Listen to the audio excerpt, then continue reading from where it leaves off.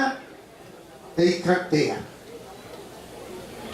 Quando aveva filò, non si partiva da casa cantando. Allora gli altri dicevano, ah, nel fulano si crede che vengo a casa spasta filò stasera. E poi si canta per strada di domani mi levo l'ospicio, però canta le vatte. Anche la Riccardo rideva che non è così. È vero? Come si cantea? Voi avete l'Italia e cantea la guerra e l'amore. Era questo il tema dei suoi canti.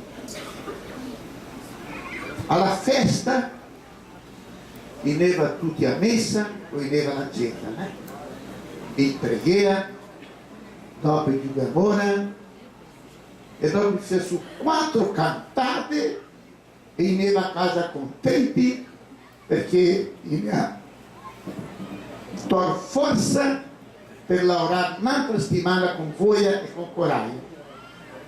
Questa è la storia dei nostri genitori pianisti dell'Italia e che grazie a loro in cui noi siamo qua. Quando sono andato 30 anni io ho lavorato il Matto Grosso, non sono il Matto Grosso sul Parà, sul matto, con niente, là ho sentito che gli ossi della carne, cosa i nonni, i bisnonni, i nostri antenati, con che il lavoro che va a passare su queste montagne, il sacrificio, questo